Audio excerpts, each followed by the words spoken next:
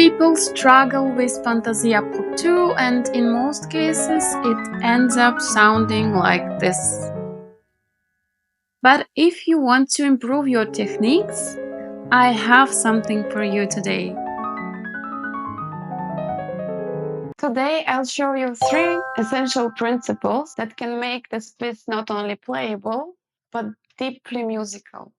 And if you are serious about getting better, then please make sure to subscribe so you don't miss any content I post. And let's get started.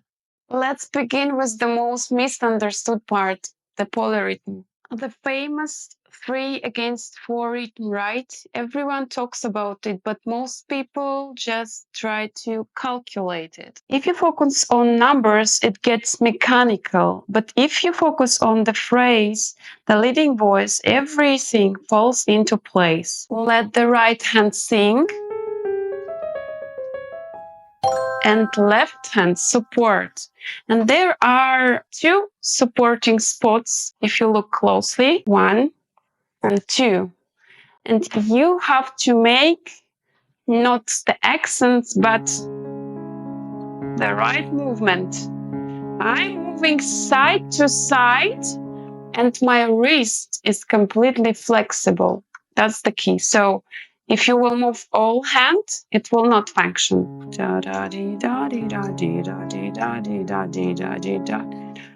You should practice left hand with the right accents.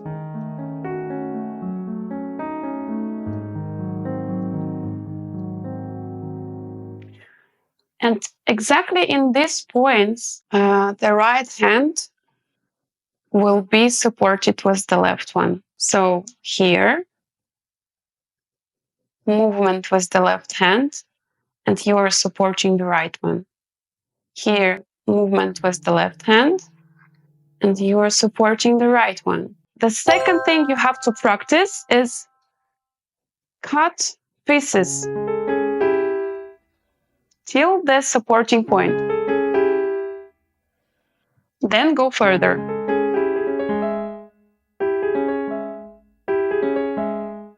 Then play half takt.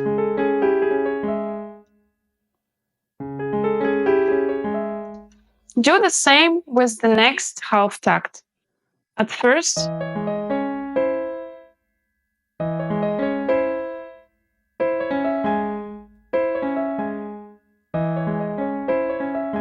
and then together. And then play the whole takt. Then repeat and play 2 takts together.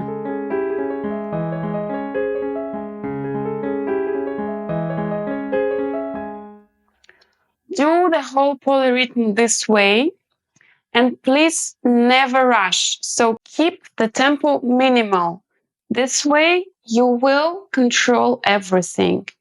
And by time you can increase the tempo, you will see that polyrhythm becomes more and more smooth. Now those famous arpeggios. Everyone wants to play them fast, and everyone wants to know how to play them fast. But it's not about tempo, it's about right movement. So you see here, for example, when we are going up, we have just the simple arpeggio. And between positions in arpeggio, professionals never do connections. So never connect this and this point, because this will cause this movement of the hand. You will lose speed and you will have accent on this note. So don't connect it. Instead, try to relax your hand and find the next position. Relax. You see, I'm supporting my hand with the left one to make sure that the whole weight actually is now on my left hand. Because if you do like this, it causes tension. So relax, find the next position, The next position is more opened, so you have to open your hand more. That's the whole point of the Romantic period music. Here are a lot of open positions. Like if you look at the left hand, a lot of open positions, like you are playing something like that. You have to build your muscles as well. So if you don't play enough of classical pieces where everything is compact, and pianos were different by that time, so the technique is also different. If you don't play enough of that pieces, probably you don't have enough strength in your muscles. The suggestion would be, along with this position training, practice staccato. And my staccato is not with the hand, because it will bring you nothing. So if I will jump like this, I will just don't move my finger, but move my arm. It will bring you nothing. So you have to work with your fingers, like pow, pow, pow. And when I am done with my work, if I would touch you now, you will probably have this blue thing on your arm, because I'm doing it really, really hard. You can hear it by the sound as well. I am releasing my hand after the work is done. So work, release, work, release, work, release. So work all passage on staccato.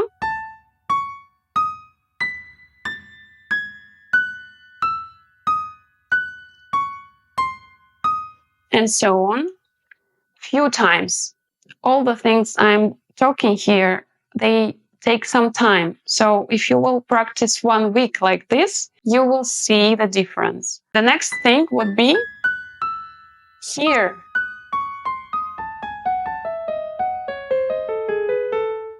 The hardest thing here is to change position on 4/5. 4, 4, 4, 5. So practice these parts extra, and then when you play the whole passage, do hear some accents with the hand. So play more inside the keys. This way you will create anchors, and by time you can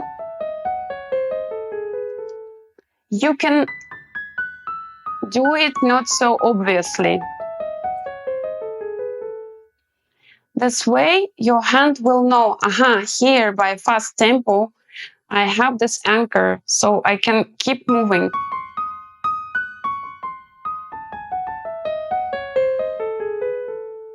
Third principle is speed. So playing fast doesn't mean that you are practicing fast. You always have to practice slow tempo. So my practice session usually looks like this.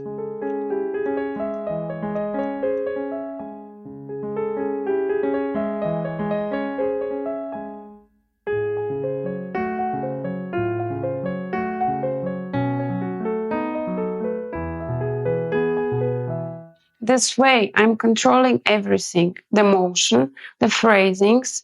I know which dynamic I'm playing at the moment, which harmonies are coming. So I'm working everything very slow and precise. That's the key to speed, actually. The slower you go, the faster you can play by time. And also about tempo, about fast playing, you can use anchors again. For example, here in this part, the thumb is making anchors.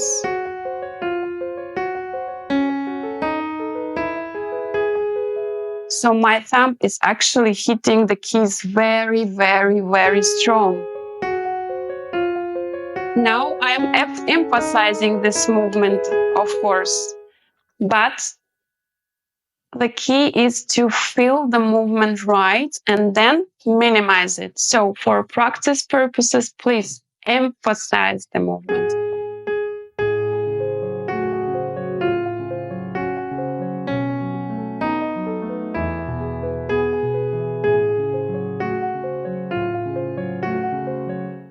Then by time you can decrease.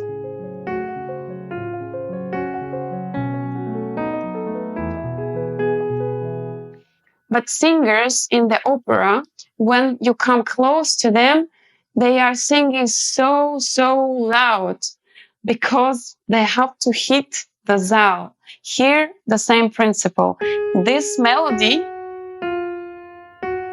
for you should sound loud, but don't be rude. Use your way. You can also practice like this.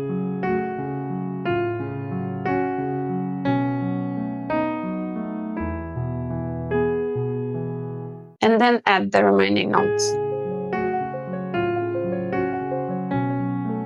And I would suggest that if you are practicing slowly the whole piece, once you're allowed to play in tempo.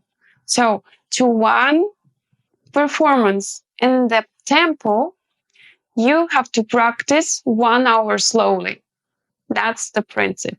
Fantasie-Impromptu, it's not just a showpiece, it's a test how well you understand phrasing, movement, and control. Let me know in the comments which part of this piece challenged you the most. I would love to hear from you.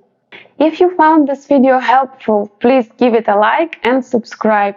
I publish every 2 weeks content for pianists who want to go deeper. And if you are ready to work one-on-one and finally play the way you always wanted, I offer private lessons. You will find the link in the description. I'd love to work with you. So thanks for watching and see you soon. Bye.